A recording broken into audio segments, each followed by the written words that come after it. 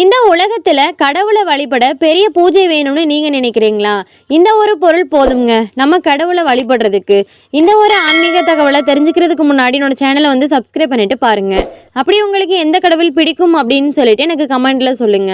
ஒரு ஏழை பெண்மணி வந்து கோவிலுக்கு போக முடியாம பூ வாங்க காசு இல்லாம வந்து இருந்திருக்கா. அந்த ஏழை பெண்மணி அவ வீட்டுக்கு பக்கத்துல வளர்ந்துருக்கக்கூடிய ஒரே ஒரு துளசி செடியில இருந்து துளசி இலையை பறிச்சிருக்கா. அந்த துளசி இலைகளை கண்ணீரோட சேர்த்து ஸ்ரீ பெருமாள் முன்னாடி வச்சு, என்னோட வீட்டில் வந்து பசியும் வறுமையும் வாட்டி எடுக்கிறது, அதனால என்னால் உனக்கு பூ வாங்கிட்டு வந்து வைக்க முடியலை, எனக்கு கிடைச்சது இந்த துளசி இலைகள் எல்லாம், அதை நீ ஏற்றுக்கணும் அப்படின்னு சொல்லிட்டு வந்து வச்சு வேண்டியிருந்திருக்கா. அடுத்த நாள்ல இருந்து அந்த வீட்டில் பசியும் இல்லை வறுமையும் இல்லை, ரொம்பவும் ஆனந்தமாக இருந்திருக்கு அந்த ஏழை பெண்மணியோட வீடு. கோவிலில் நிறைய பூக்கள் இருந்தாலும் பெருமாள் இந்த துளசி இலையை வந்து ஏற்றுக்கிட்டார் அல்லவா. அதனால தான் உண்மையான பக்திக்கு பணம் தேவையில்லை, பூ தேவையில்லை, இது எதுவுமே வேண்டாம் அப்படிங்கிறதாங்க இந்த ஒரு கதையோட கருத்து.